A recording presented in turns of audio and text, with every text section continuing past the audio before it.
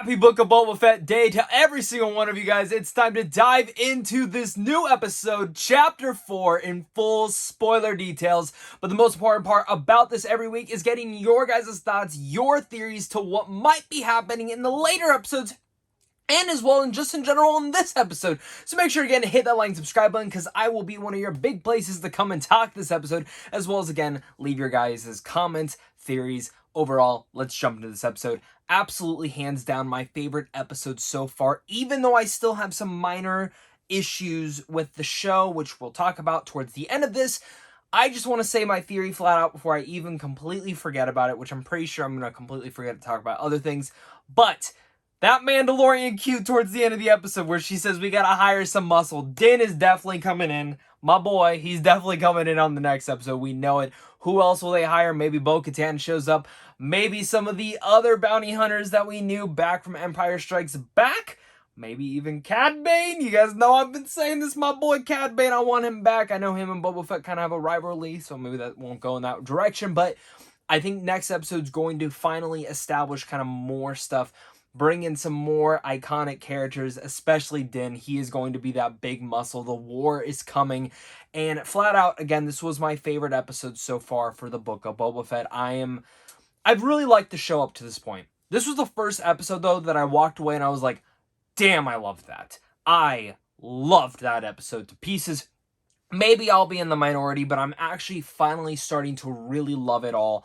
And starting off with this episode, of course, it kicks off. I see the back to tank and I rolled my eyes and went, God damn it, we're going for a flashback.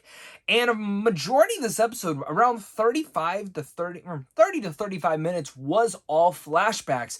And it caught us up to the present. It seems like there won't be any more flashbacks going forward since now the robot says you are healed, even though internally I guess he's not. So maybe there could potentially still be more flashbacks, but for me, I think we're pretty much caught up on the story, especially within his flashbacks and looking at everything. Because in this time around the flashbacks, we see the moment where he found Fennec, grabbed her, and saved her. But also in between that, he was already scouting out Boba Fett, Jabba's palace, and trying to figure out, how can I get my ship back? But of course, once he finds Fennec and recognizes who it is, he takes her to get saved. We see these other people who, of course, these cyberpunk type elements which were introduced in the last episode, and I think it was actually smart to introduce them in the last episode so it wasn't so jarring in this one. I also think the directing was way stronger in here, and I do want to actually say this. I like Robert Rodriguez as a director, but there's something about his episodes that he's so far directed in Star Wars that I just, especially in perhaps these two episodes of Boba Fett, I thought Mandalorian was a little bit stronger. I haven't been the biggest fan of his two particular episodes. Those were, for me, the weakest episodes so far. The second and fourth episode, though, I thought were way stronger. And in the introduction to the cyberpunk people in this one, I don't know if it was because the last episode that I got introduced, so I wasn't as like, who the fuck are these guys? But this time around, offers the credits, saves her, and he pretty much says, you want to pay your debt off to me? You need to help me get my ship. They go in, all covert ops, and I thought this was a lot of fun. I liked seeing the badassness and pretty much this relationship starting to form between them, because when Fennec starts to learn, well, who are you? I'm Boba Fett. Boba is dead. No, I was, but now I'm not. There are elements in there that I find are interesting because Fennec, for me, is one of my new favorite Star Wars characters that have been introduced in this new regime of Star Wars television. And I love this reintroduction to Boba Fett in this version of it. How the Tusken Raiders, and she even mentions, the Tuskens made you soft. And he goes, no, they made me stronger. And I think from a first point of view, that is what we noticed and thought. But it is true, he's becoming wiser and not just the typical bounty hunter that we have seen in previous iterations of Star Wars and just in general in his legacy. And of course, just them storming into Jabba's palace, but now Bib Fortuna's, and taking out the robots all stealthily, and then that little rat catcher one, which I thought was kind of funny.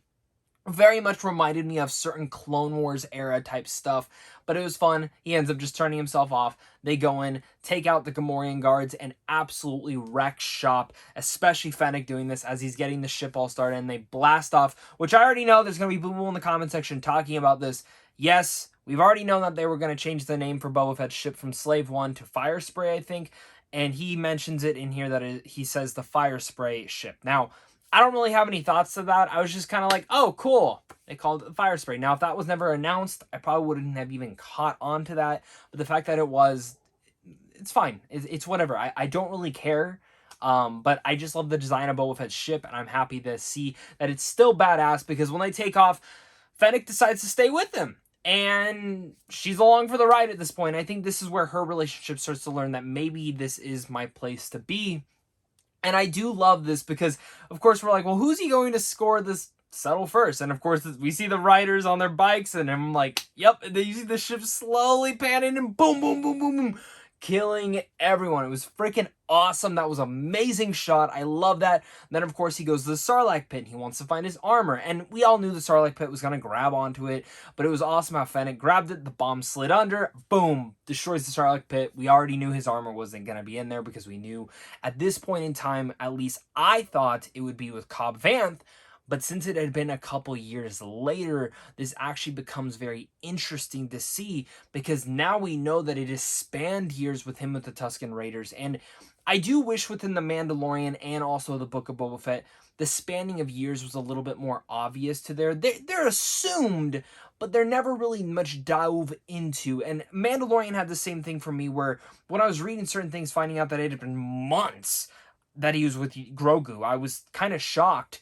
And same thing kind of here. You know, I expected maybe a year, but a couple years, that's pretty insane to me. And of course, we do know that he was probably scouting out Cobb Vanth and all that sorts of things. So that's kind of the assumption of where that is going to go. But again, exciting elements in there. After this moment, though, and I like the little thing where she goes, we got to get you back to tank. And I kind of rolled my eyes, but of course, then it shifts after he kind of says, the only thing I can offer you is loyalty. That's something that you've never had. We understand now kind of more of, why did Fennec stay around? Why is that? She's the brain and the muscles, which brings us into the present timeline. And at this point, I think there was like maybe 15 minutes left of the episode, including credits. So I knew this was going to start moving fast. We weren't going to get any big war storylines in here. But in the end of the day, where this kind of ends up going is, he knows what needs to happen. The Pikes are coming in. A war is coming.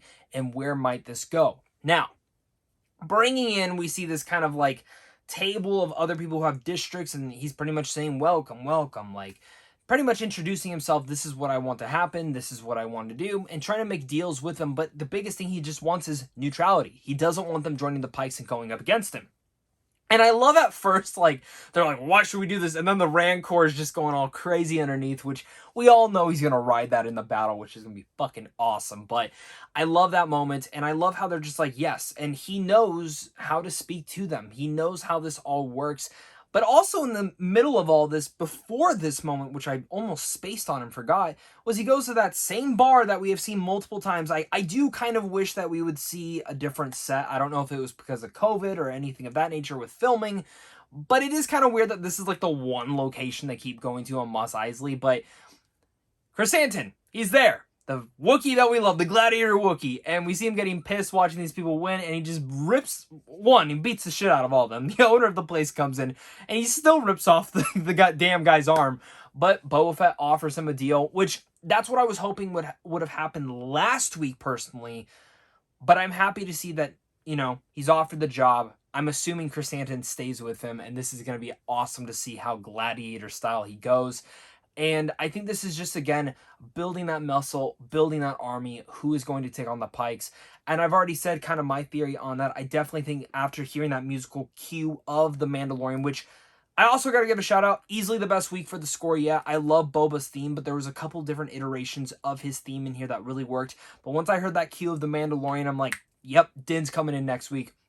He's going to be one of the big muscle parts. I've said it. I really do think they are going to bring back some of the Empire Strikes Back bounty hunters, say an IG-11, I think, or IG-88. I'm getting them all confused at this point. But there are going to be elements like that, I think, that could possibly show up. And again, fingers crossing finally for Cad Bane, and maybe some other big surprises from the comics. I mean, there are some big things that could potentially happen here. Maybe not. Maybe I'm getting way too ahead of myself. But overall, I'm excited. I'm very satisfied with this episode. Even though I will talk about my one issue still with the show.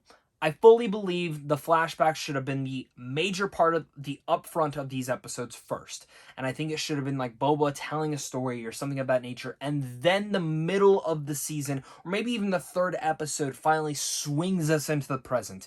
I still don't believe, even though I thought the flashbacks were done really well and effectively to really display what is going on in this present timeline, it actually reflected what it meant to be now. Because just like Arrow, which I don't think Arrow is a great representation of this, but what Arrow did well was it flashed in and out of the flashbacks while also establishing something important for that present timeline. Boba Fett hasn't done that until now. And I feel like still they should have just done the flashbacks, the first 2-3 episodes, and then gone into the present timeline of what we are going to do. Now, some people might have been frustrated with that. I overall just still in general think they should have just given us a Boba Fett like spin-off show before Mandalorian season 2, established where they were, like do 2-3 episodes, and then go in and be like, all right, now I'm going into Mandalorian season 2. We know we're going to get Boba Fett. After Mandalorian season 2, we get the next act of Boba Fett, and back and forth, whatever you may say. I'm really excited. I absolutely love this episode. This is the first episode that I actually loved, and I can't wait for next week. Now, like, I'm actually chomping at the bits. But guys, most important part about this is, again, hear your guys' thoughts. Leave a comment, hit that like and subscribe button. And of course, guys, remember, this is the way. So, of course, until next time, stay classy.